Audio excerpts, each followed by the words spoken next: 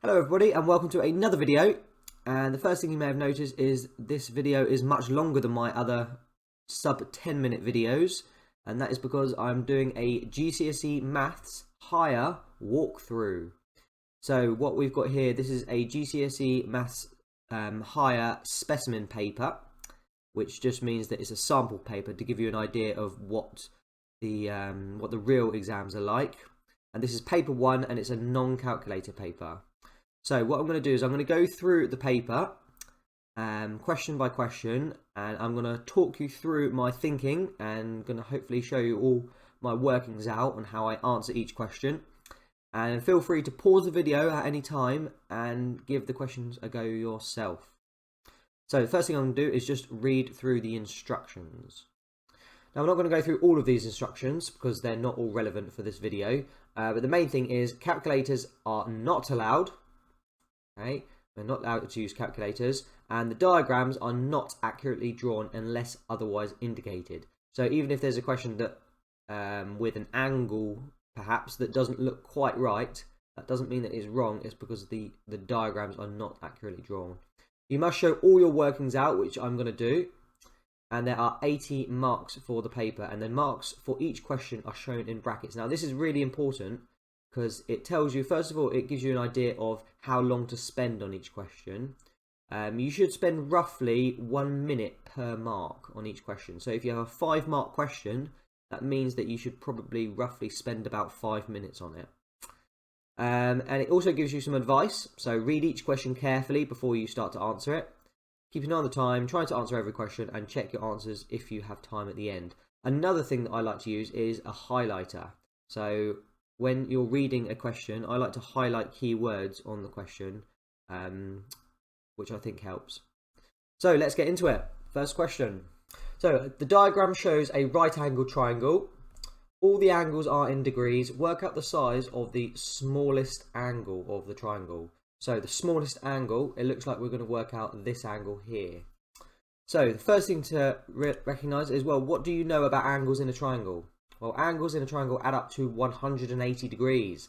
So let's write that down. So we know that these 3 angles have to add up to 180 degrees. So 7x plus 5x plus 18 plus this angle, and we're told that this is a right angle, so that is 90 degrees, plus 90. We know that that has to add up to 180 degrees.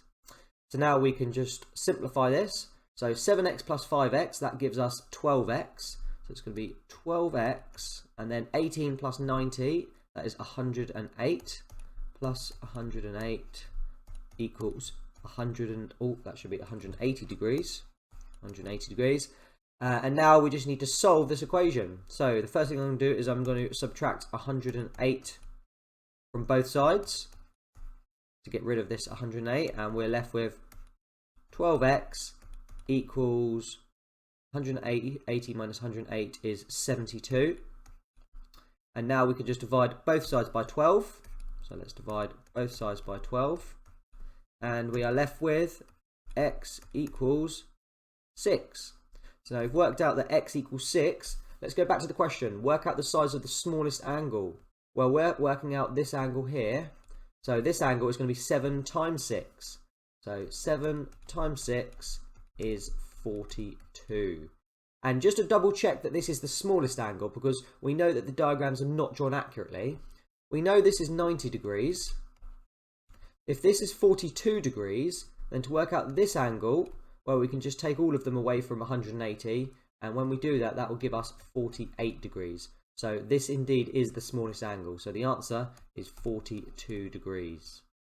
Question 2. A box exerts a force of 140 newtons on a table, and the pressure on the table is 35 newtons per meter squared. Calculate the area of the box that is in contact with the table.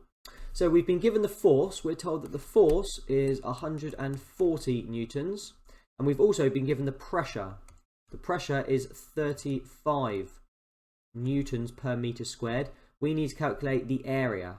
Now at the moment, this formula is in terms of the pressure, but we want to change the subject so that it is in terms of the area.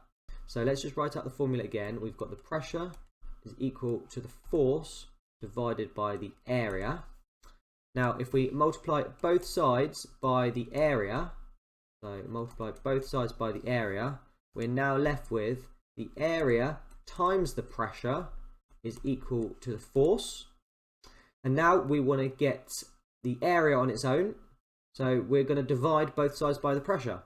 We are going to divide both sides by the pressure. And we are left with the area is equal to the force divided by the pressure. And now we can just substitute in these values. So we can say that the area is equal to the force, which is 140 newtons, divided by the pressure, which is 35 newtons per meter squared. So again, this is non-calculator, but I know that 140 divided by 35 is 4. So our answer is 4. And now we need to think about our units. So we're calculating the area. So the area is just going to be meters squared. So our answer is 4 meters squared. Let's just write it in here, 4 meters squared. Question 3. There are only red counters, blue counters, green counters and yellow counters in the bag. The table shows the probabilities of picking at random a red counter and picking a yellow counter. The probability of picking a blue counter is the same as the probability of picking a green counter. Complete the table.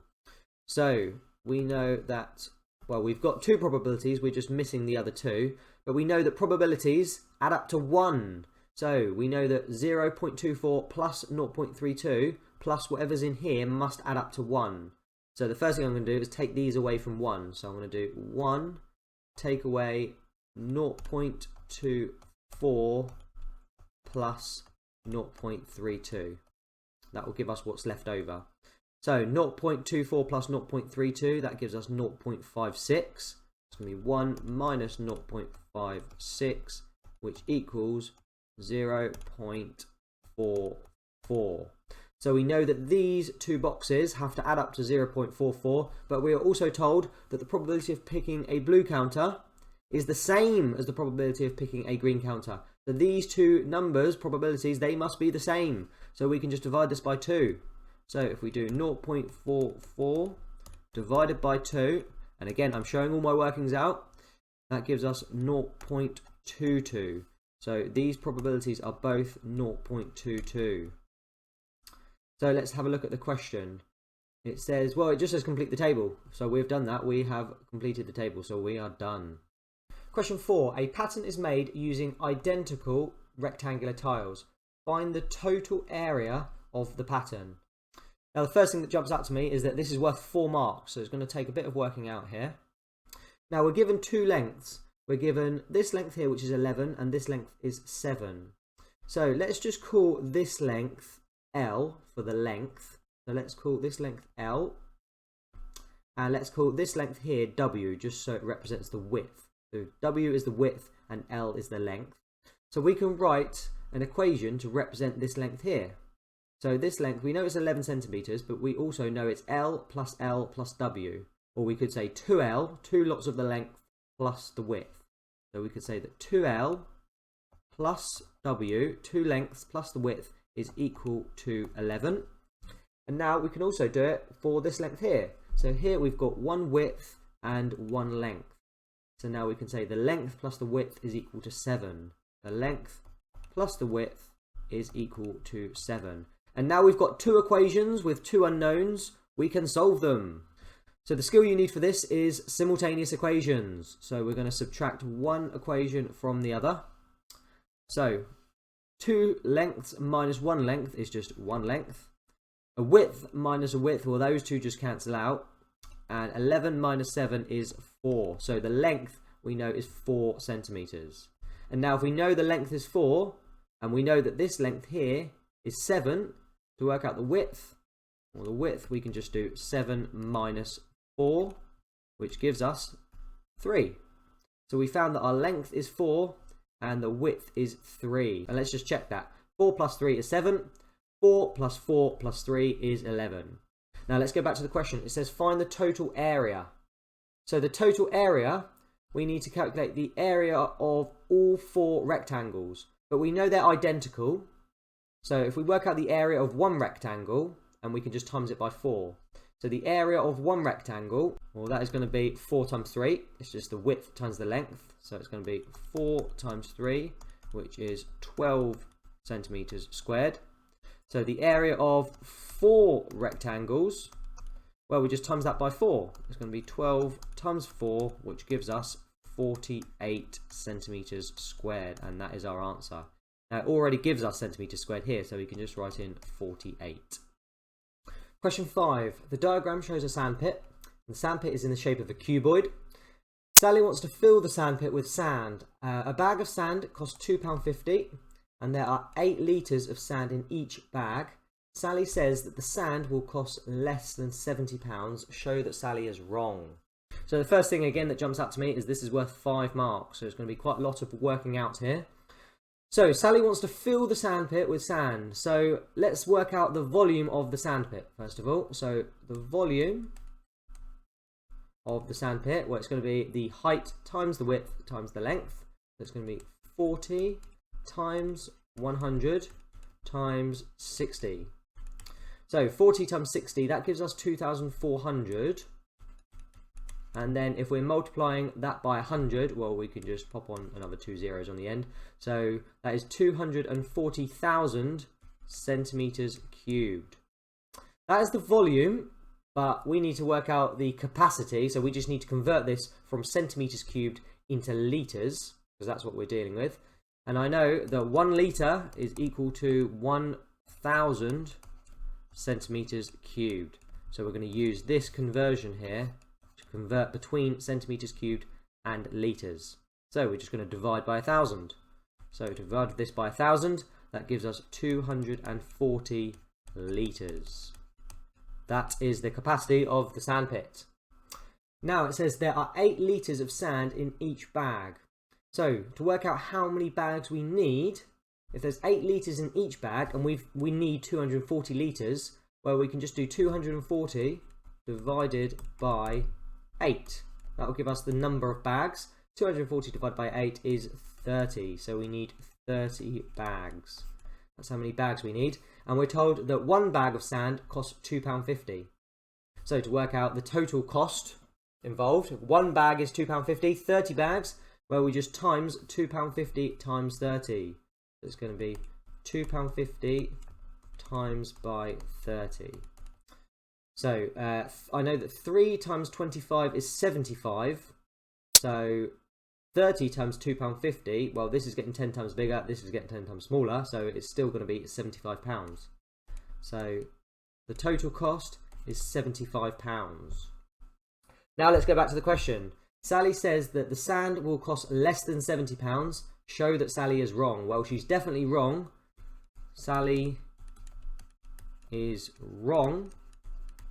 Okay, because we found out that it costs £75. We can just say because £75 is greater than £70. So if you put something like that just as a statement to show that she is wrong. Question 6. 4 friends each throw a biased coin a number of times. The table shows the number of heads and the number of tails each friend got, which we can see in this table here. The coin is to be thrown 1 more time. Which of the 4 friends' results will give the best estimate for the probability that the coin will land on heads? And we need to justify our answer. So we're looking at which set of results gives the best estimate for the probability that the coin will land on heads. Now, to find the best estimate, we are looking for the person who did the most number of trials. Okay, it doesn't matter what the outcomes were because it was a biased coin, but the more trials we do, the more reliable our data is going to be. So the person who did the most number of trials is Sharif. So that is our answer. Our answer is Sharif. And we need to justify our answer, so we just need to say that Sharif did the most number of trials. Part B. Paul says, with this coin you are twice as likely to get heads as to get tails. Is Paul correct? And we need to again justify our answer. Now if we look at Paul's data, then yes, it looks like you are twice as likely to get heads than tails because 80 is 2 times bigger than 40. However, we should not be looking at Paul's data because his is not the most reliable. we said in part A that we were going to use Sharif's data. And if we look at Sharif's data, actually, it looks like it's 3 times more likely to get heads than tails. So is Paul correct? We would have to say no. And the reason for that is because we should be using Sharif's data because it is more accurate, or I should say it's more reliable because he's done more trials. So all I've put is no, and the reason is that he should use Sharif's data, which shows that you are 3 times as likely to get heads as to get tails. Okay, part C. The coin is to be thrown twice. Use all of the results. So let's just highlight that there. Use all of the results in the table to work out an estimate for the probability that the coin will land on heads both times. So we're going to use all of the data, and we need the coin to land on heads both times. So to work this out, it's going to be the probability that we land on heads first time and then heads second time. So let's work out the probability of landing on heads. And we're going to use all of the data. So how many times in the 4 experiments that they all did the coin land on heads? Well, we just add up all of these numbers. So 120 plus 80 is 200.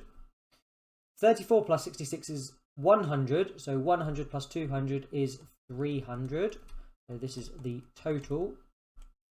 So that was the total number of heads. The total number of tails, or 8 plus 12 is 20. 40 plus 40 is 80. 80 plus 20 is 100. So overall, there were 400 trials, and on 300 occasions, it landed on heads. So the probability of landing on heads once is going to be, so let's just write this down. The probability of landing on heads once is going to be 300 out of 400, because it landed on heads 300 times out of a total of 400. But we can simplify this. This is non-calculator, so let's just simplify this. This is the same as 3/4. So that is the probability of landing on heads once. So the probability of landing on heads twice, well, it's going to be 3/4 times 3/4. So 3/4 times 3/4 is 9/16. So our probability is 9/16. Question 7. Write down the exact value of cos of 30. Now, the answer is only worth 1 mark, so I'm just going to put the answer in. The answer is √3/2. Now, I'm not going to explain why this is the answer. I'm not going to prove it, because it's only worth 1 mark, but this is one of the exact trig values that you should be able to recall. Okay, part B. Given that sine of 30 is 0.5, work out the value of x. Well, what is sine? What is the definition of sine? Well, the sine of an angle, so the sine of an angle is equal to the opposite side divided by the hypotenuse. That is what the definition of sine is. Now, let's put in our values that we've got. So we've got our angle, so the sine of 30 degrees. So the sine of 30 degrees is equal to the opposite, which is x, divided by the hypotenuse, which is 12. Now, we're told what the sine of 30 degrees is. You may already know this. This is an exact trig value, but we're told it anyway. So the sine of 30 is 0.5. So it's going to be 0.5 equals x over 12. And now to work out x, we could just multiply both sides by 12. So therefore, x equals 12 times 0.5, which is 6. So our answer is 6 centimeters. Okay, 6. And the centimeters are already here, so we don't need to write centimeters. And that does make sense. It's going to be shorter than our hypotenuse, so that looks about right. Question 8. The mass of Jupiter is 1.899 times 10 to the power 27 kilograms, and the mass of Saturn is 0.3 times the mass of Jupiter. Work out an estimate for the mass of Saturn. Give your answer in standard form. So, what is the mass of Jupiter? We know the mass of Jupiter. Let's write that down. That is 1.899 times 10 to the power 27. And we are told that the mass of Saturn is 0.3 times the mass of Jupiter. So we just need to times this by 0.3. So 0.3 times all of this business. So that is the mass of Saturn, but we're only being asked for an estimate. So whenever we're asked for an estimate, we should always round to one significant figure. So we've got 0.3 times, if we round this to one significant figure, this becomes 2. So it's 0.3 times 2 times 10 to the power 27. So what is this? Well, 0.3 times 2 is 0.6. So it's going to be 0.6 times 10 to the power 27. But then if we look at the question, it says give your answer in standard form. This is currently not in standard form because our base number has to be between 1 and 10, but less than 10. So we can turn this into a 6. So to go from 0.6 to 6, I've just multiplied by 10. So if I multiply this by 10, I have to divide this by 10. That's 6 times 10 to the power 26. And that is our answer. That is an estimate for the mass of Saturn. 6 times 10 to the power 26. Okay, part B. Give evidence to show whether your answer to A is an underestimate or an overestimate. Well, what did we do when we rounded? So we rounded this number here and we rounded it up. So the true value, the true mass of Saturn, is actually less than what we gave because we rounded this value up. So we rounded up, so we overestimated the mass of Saturn. So let's write that down. It was an overestimate. It was an overestimate. And the reason, because we need to give evidence, the reason is that we rounded the mass of Jupiter up. And that is our answer. Question 9. Walkden Reds is a basketball team. At the end of 11 games, their mean score was 33 points per game. But at the end of 10 games, so one game before that, their mean score was 2 points higher. And Jordan says, Walkden Reds must have scored 13 points in their 11th game. Is Jordan right? And we must show how we get our answer. So let's have a look at the first statement. At the end of 11 games, their mean score was 33 points per game. So if they did get 33 points every game and they played 11 games, to work out the total number of points, well, we can just do 33 times 11. So the total number of points after 11 games is going to be 33 multiplied by 11. 33 times 10 is 330. We add on another 33, that gives us 363. So that is the total number of points scored after 11 games. Now, at the end of 10 games, so one game before that, their mean score was 2 points higher. So if their mean score after 11 games was 33 points per game, their mean score after 10 games must have been 35 points per game. 35 points per game. So, how many points did they score after 10 games? Well, if they scored 34, on average, 35 points per game, for 10 games, we do 35 times 10, which gives us 350. So the total number of points scored after 10 games is 350. So now let's go back to what Jordan says. Jordan says Walkden Reds must have scored 13 points in their 11th game. Well, if they scored 350 points after their 10th game and 363 points after their 11th game, they must have scored 13 points in their 11th game because we just do 363, take away 350, which does indeed give us 13. So is Jordan right? We need to say yes. Don't forget, we need to answer the question. And you must show how you get your answer. Well, we've done that with all of our workings out. Question 10. There are some red counters and some yellow counters in the bag. There are 30 yellow counters in the bag. And the ratio of the number of red counters to the number of yellow counters is 1 to 6. Work out the number of red counters in the bag. So there are 30 yellow counters in the bag. So let's just write all of this information down. Well, first of all, let's write down the ratio. So the ratio of the number of red counters to the number of yellow counters is 1 to 6. So that's our ratio. And we're told that there are 30 yellow counters in the bag. So there are 30 yellow counters in the bag. So we can just work out the missing number of red counters by using equivalent ratios. So to go from 6 to 30, we multiply by 5. So to go from, we do the same with the red counters. We multiply that by 5. And 1 times 5 is 5. So there must be 5 red counters. Okay, let's look at part B now. Reza put some more red counters into the bag. The ratio of the number of red counters to the number of yellow counters is now 1 to 2. How many red counters does Reza put into the bag? So it says Reza put some more red counters into the bag. So we're going to add on something here. And the ratio is going to be 1 to 2. Now we're not adding any yellow counters, so we've still got 30 counters. But we're going to add on some red counters, and the ratio needs to be 1 to 2.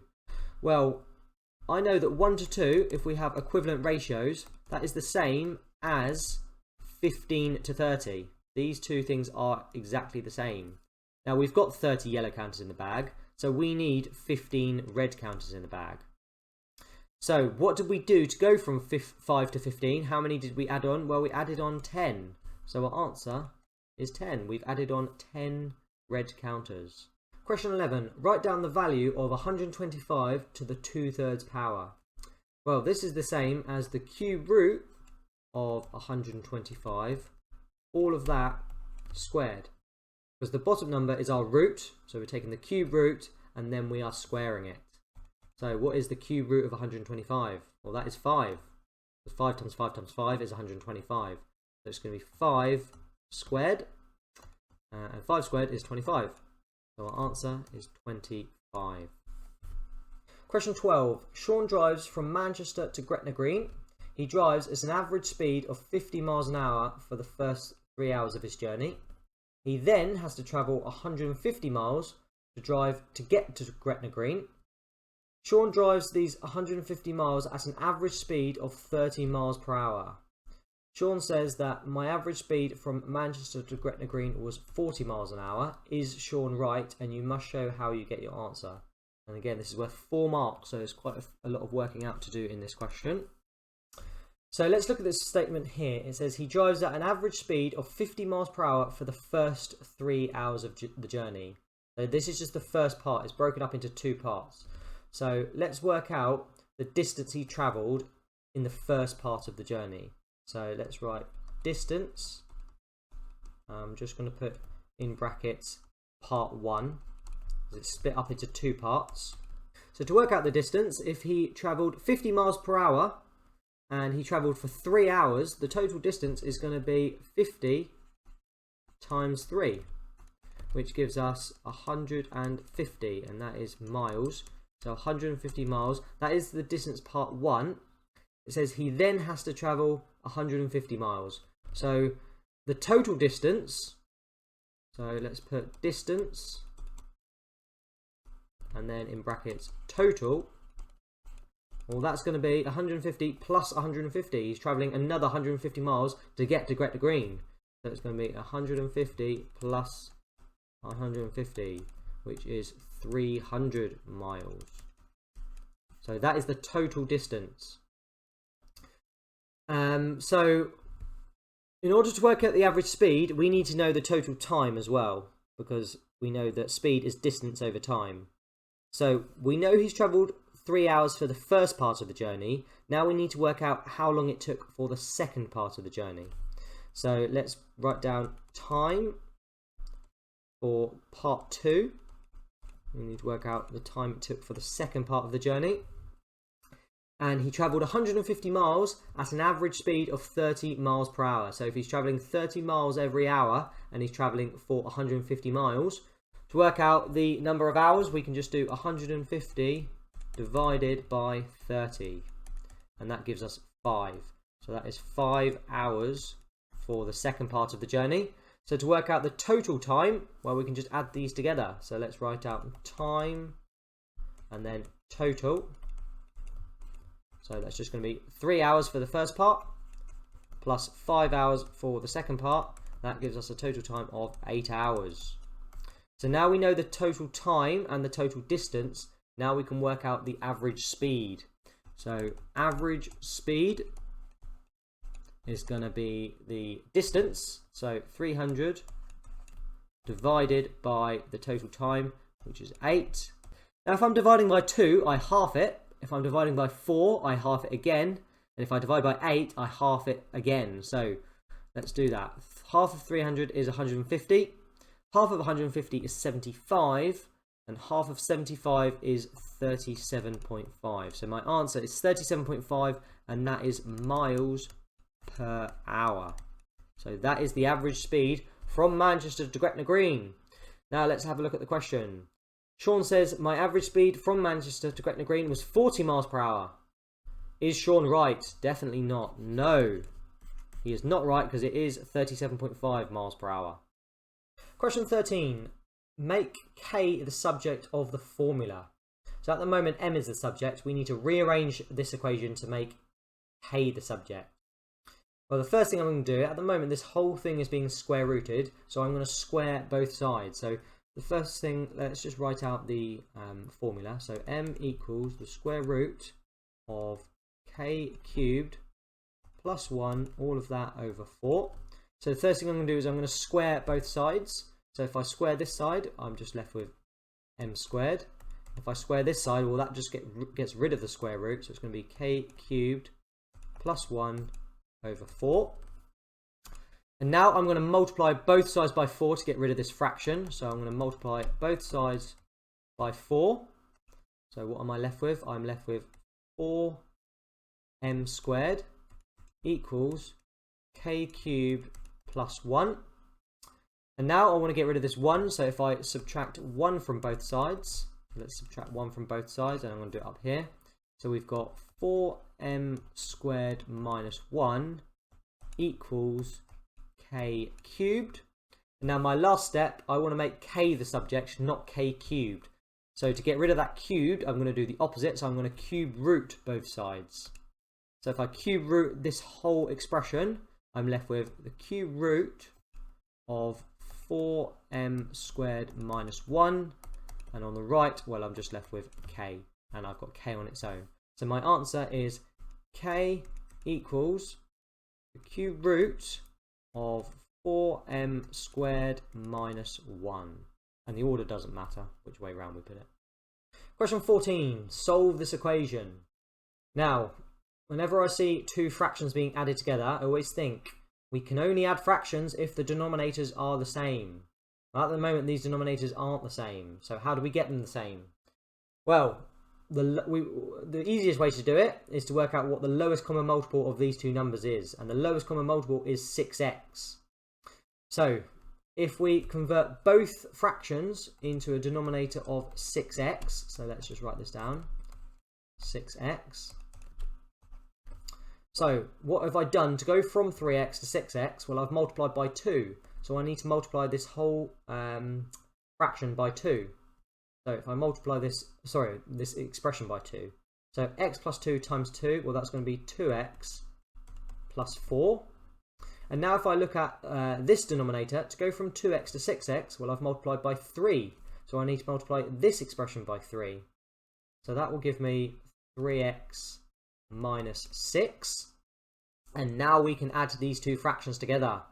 And to do that, well, we can just add the numerators together. So we've got 2x plus 4 plus 3x minus 6. Well, 2x, let's just write that whole thing out just so I don't skip any steps. So we've got 2x plus 4 plus 3x minus 6, and that is all over 6x. So now we can just simplify. So 2x plus 3x, that gives us 5x. And then 4 minus 6 is minus 2. So that is all over 6x.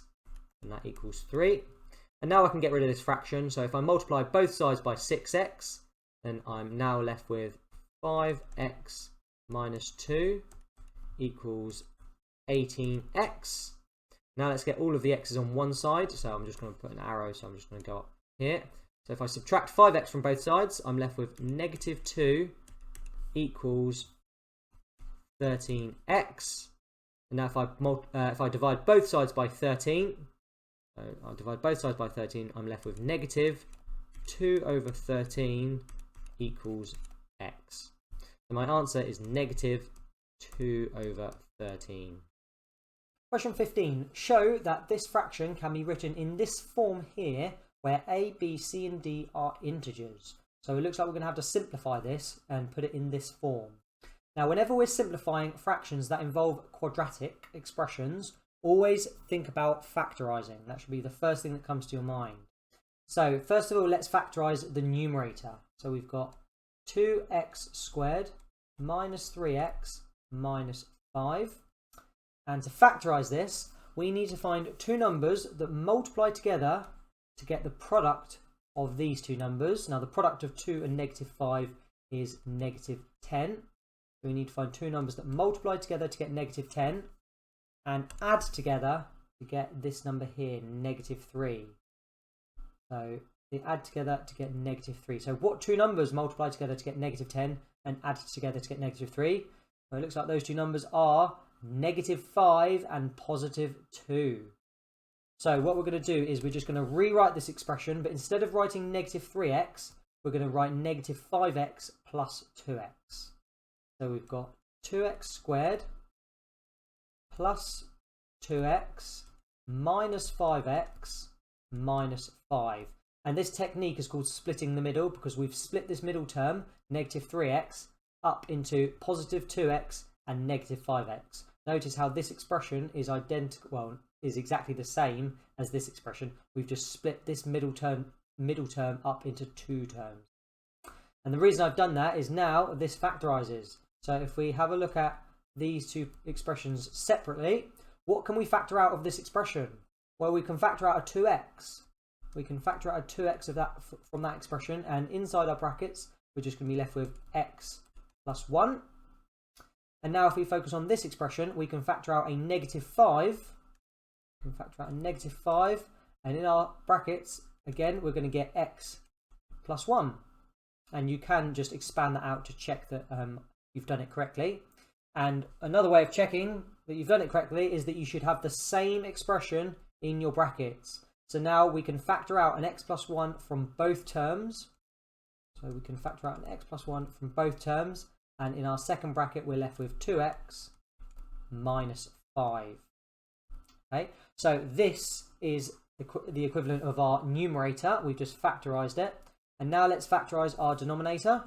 So we've got x squared plus 6x plus 5. And it's always a bit easier to factorise a quadratic where the coefficient on the x squared term is 1. So this time we need two numbers that multiply together to get 5.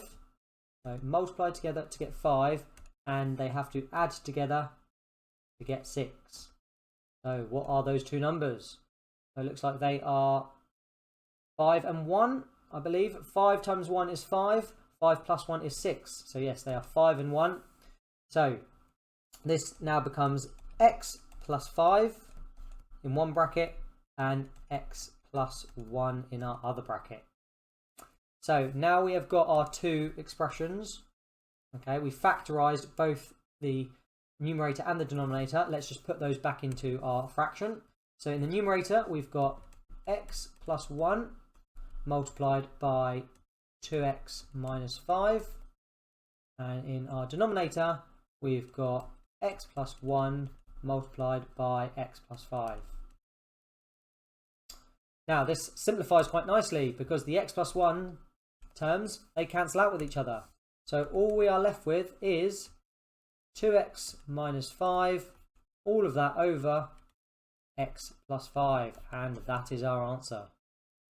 And just to check that we've done it correctly, a, b, c and d should all be integers. So it looks like a is 2, b is our single term in the numerator, which is negative 5, c is the coefficient on the x term, which is just 1, and d is this number on its own, which is positive 5. So we have got it correct. Question 16. These graphs show 4 different proportionality relationships between y and x. Match each graph with a statement in the table below. So the first one, y is directly proportional to x. Well, that is D. That is D.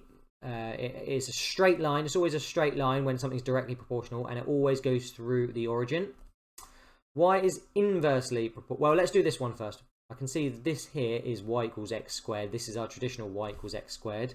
So that would be y is proportional to the square of x. That would be B. Now we've got 2 left. So y is inversely proportional to x. Well, that's this one here. that's what this one here, A. And y is inversely proportional to the square of x. Well, that has to be c. So these you should recognise. You should be able to recall what these ones are without kind of much thought. So let's go on to question 17. Question 17. PQ equals PR. So it looks like we've got an isosceles triangle here because this length here equals this length. S is the midpoint of PQ and T is the midpoint of PR. Prove that triangle QTR, so that's QTR, that triangle there, is congruent to RSQ, so RSQ. Now, whenever we're proving things are congruent, I always like to draw the triangles out separately. So QTR, I'm just going to draw that out here. So just a sketch of that. So we've got QTR, and then we've also got RSQ. So let's draw this out. And obviously this is not to scale. My very bad drawings here, but hopefully you can see what I'm doing. So we need to prove that these two triangles are congruent, and congruent just meaning identical. So what do we know about these two triangles? Well, the first thing we know is that these two lengths are the same because they are exactly the same line. So we can say that QR equals QR, and we need to give a reason, and that's quite obvious because they are the same line. Okay, they are the same line. Now, what else do we know is the same? Well, the first thing I noticed was that this is an isosceles triangle. So this angle and this angle are the same. So this angle is SQR. So SQR, that's this angle. And this angle here is TRQ. So TRQ. So these are exactly the same because they are base angles of an isosceles triangle. And now we need one more thing to prove that these two triangles are congruent, and I can see that this length here is the same as this length. And how do I know that? Well, TR, so this is we know that these two lengths are the same because it's an isosceles triangle, and it says that S is the midpoint of PQ and T is the midpoint of PR. So if these two lengths are the same and these two are midpoints, that must mean that these two lengths are the same. So all I've put here is that TR equals SQ, and the reason I've given is that both of them they're both half of the equal lengths of the isosceles triangle.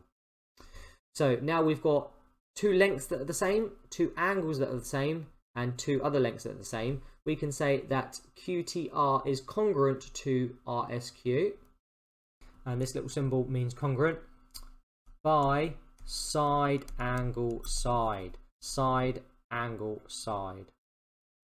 Question 18. The diagram shows a solid hemisphere. The volume of the hemisphere is 250 over 3 pi. Work out the exact total surface area of the solid hemisphere. Give your answer as a multiple of pi. So this is a hemisphere. So we know the volume of the hemisphere. So to work out the volume, if this was a whole sphere, so imagine, because this is just cut in half, let's imagine it was a whole sphere. To work out the volume of the whole sphere, we would just multiply this by 2.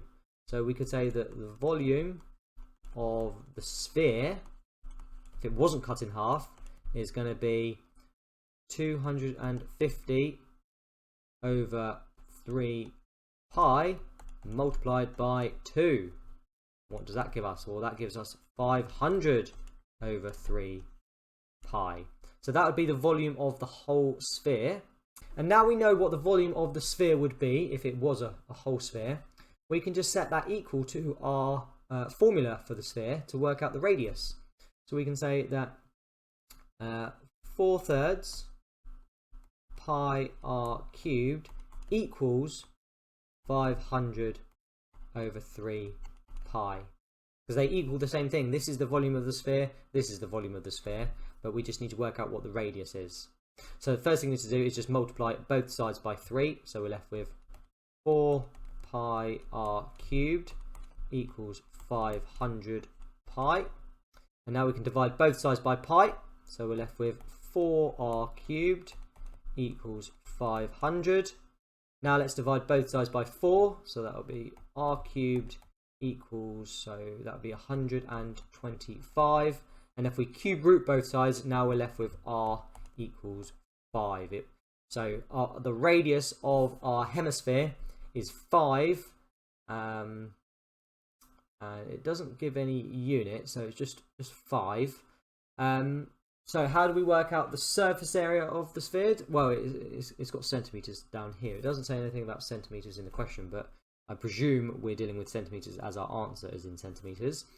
So to work out the surface area, we need to work out the area of the face first. Well, let's do that first. So area of circle, the area of the circle, it's going to be pi times r squared. That's our formula. So we know the radius is 5, so it's going to be pi times 5 squared, which gives us 25 pi. That would be the area of the circle. And now we need to calculate the area of the surface area of this part of our hemisphere. So the surface area of a sphere is 4 pi r squared, but we've only got half a sphere. So the area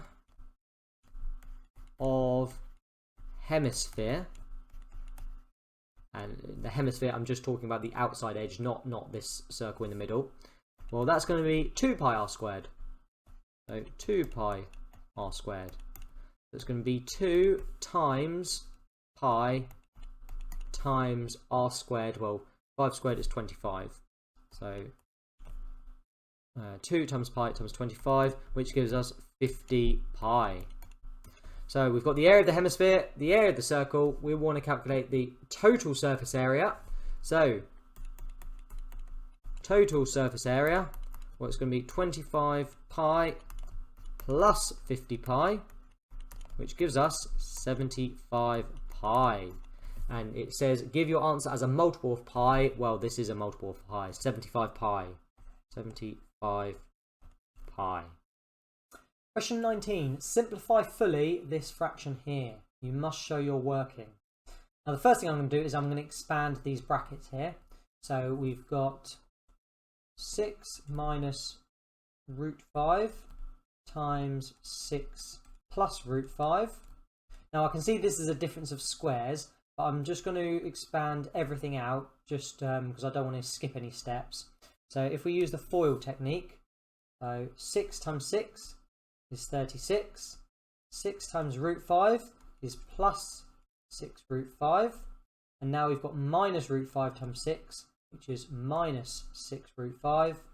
And then finally, minus root 5 times root 5, that is just minus 5. And this simplifies. These two middle terms will cancel out with each other. 6 root 5 minus 6 root 5 is 0. So those two terms cancel out. So all we're left with is 36 minus 5. And then that simplifies. That is just 31. So all of this business just simplifies to 31. So we've got 31 in our numerator. And then root 31 in our denominator. But this is not fully simplified. In order to fully simplify a fraction, we cannot have a surd in the denominator. We need to rationalize the denominator. Now to rationalize, we are just going to multiply the numerator and the denominator by root 31. So I'm going to times this fraction by root 31 over root 31. So 31 times root 31 is just 31 root 31. And in our denominator, root 31 times root 31 is just 31. So we have got rid of the surd now, but we can still simplify this. 31 divided by 31 is just 1. So all we are left with is root 31, and that is our answer. Our answer is root 31. Question 20. Prove algebraically that the difference between the squares of any two consecutive integers is equal to the sum of these two integers. Now that's quite a wordy question, but if we just break it down. So first of all, let's have a look at any two consecutive integers. So any two consecutive integers. How can we express two consecutive integers using algebra?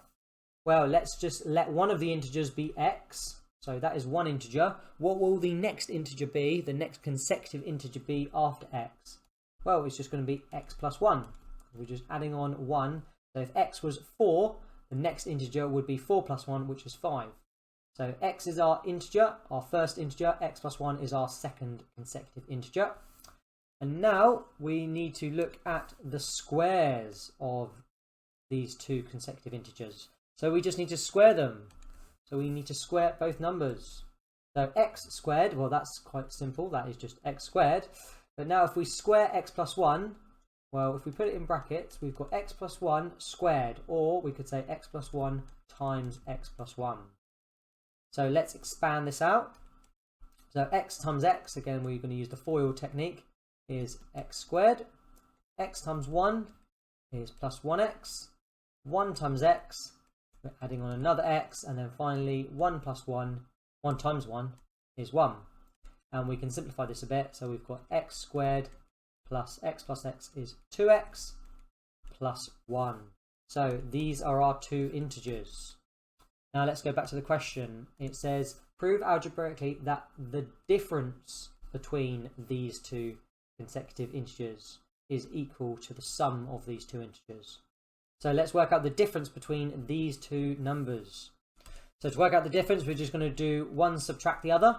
And just because this is our second integer, let's do this one subtract this one. So we've got x squared plus 2x plus 1, and we're going to take away x squared. So x squared minus x squared, those two terms will just cancel out. So all we are left with is 2x plus 1. Now it says prove that this is equal to the sum of these two integers. So the sum of these two integers. Well, the sum of two integers is just the result when we add these two integers together. So if we add these two integers together, so x plus 1, what does that give us? Well, x plus x is 2x, and then we've just got that plus 1. So have we proved that they are the same? Well, yes, these two are identical. These two expressions are identical, so we have proved our original statement. Question 21. There are 10 pens in a box. There are X red pens in the box, and all the other pens are blue. Jack takes at random 2 pens from the box. Find an expression in terms of X for the probability that Jack takes 1 pen of each colour. Give your answer in its simplest form, and this is worth 5 marks, so there's quite a lot to do here. So there are 10 pens in total, and there are X red pens. So let's just write that down. Red pens equals X. So blue pens, well, if there's 10 pens in total, the number of blue pens must be 10 minus X. Okay, because it says all the other pens are blue. There's only red and blue in the box. So Jack takes at random 2 pens from the box. So it says find an expression in terms of X for the probability that Jack takes 1 pen of each colour. So he could take a red and then a blue, or he could take a blue and then a red. So first of all, let's focus on this one here, a red and then a blue. So the probability of taking a red and then a blue, well, that's just going to be the probability of taking a red times the probability of taking a blue. So what is the probability of taking a red? Well, there are X red pens. So there are X red pens, and there are 10 pens in total. So the probability of taking a red is going to be X out of 10. For example, if there were 4 red pens, the probability would be 4 over 10, 4 tenths. And we're going to multiply that by the probability of taking a blue. So how many blue pens are in the box? Well, we know that there are 10 minus X blue pens in the box. And how many pens are there in total? Be careful, there are not 10 pens in total anymore. We've taken out a red pen, so there are now only 9 pens in total. So this will give us the probability of taking a red and then a blue. So let's work out what this is. So we could just multiply the numerators. So x times 10 minus x. Well, x times 10 is 10x. And x times negative x, well, that's negative x squared.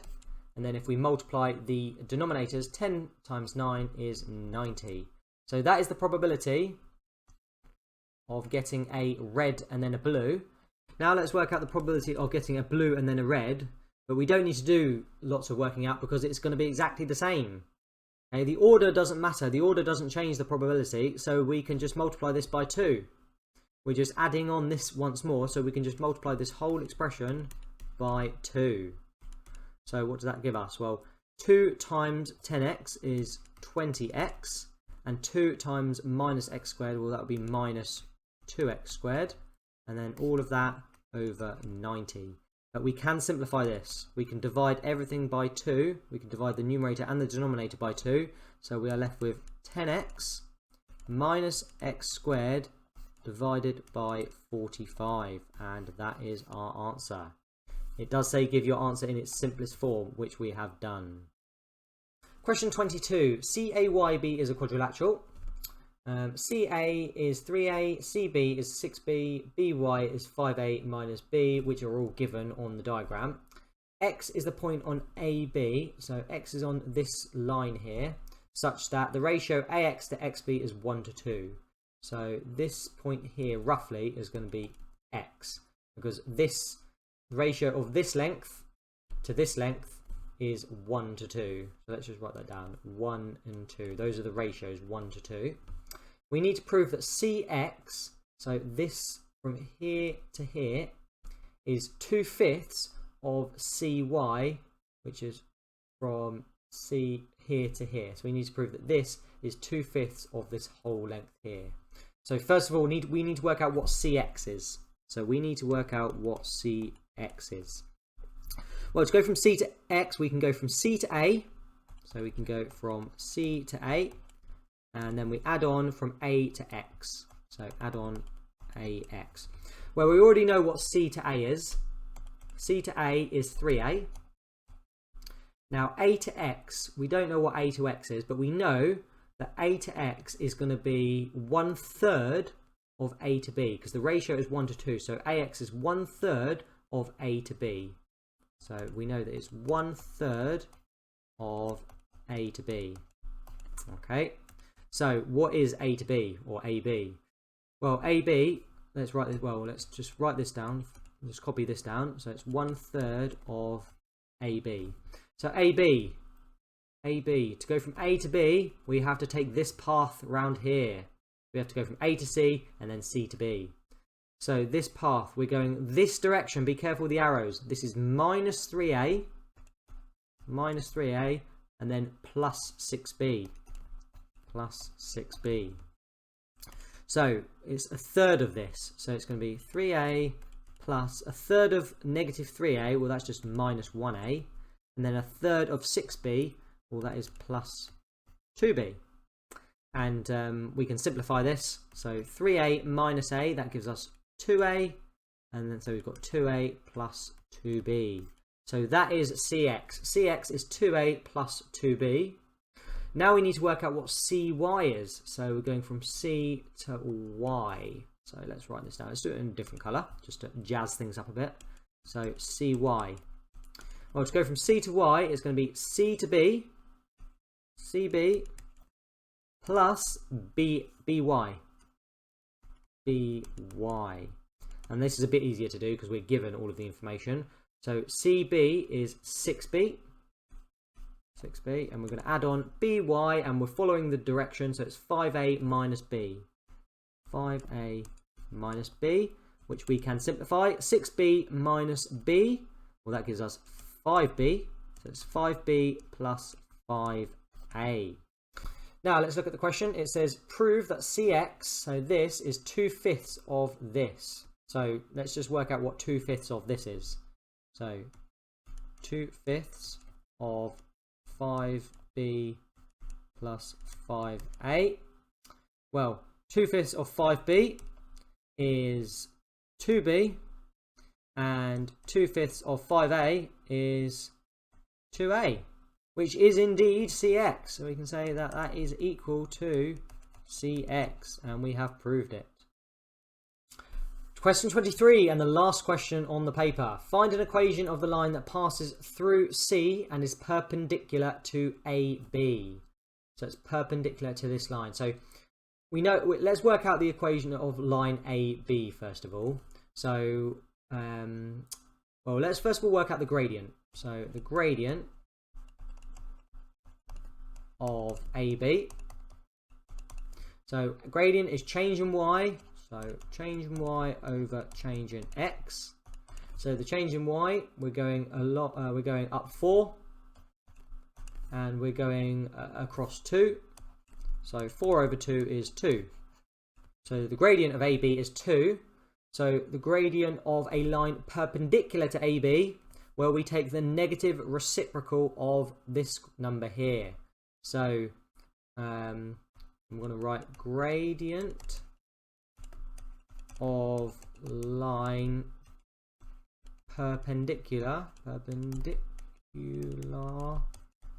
to AB. It's a negative reciprocal of this, so it's going to be negative 1/2. So that is our gradient of the line. And we know that it passes through the point 5, 1.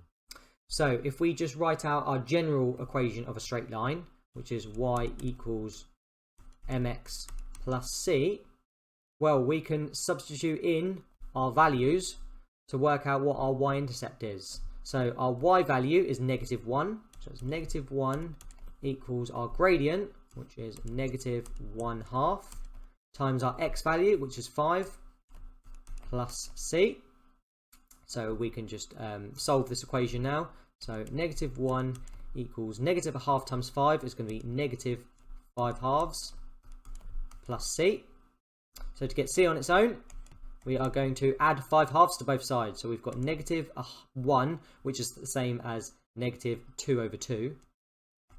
2 over 2 plus 5 over 2.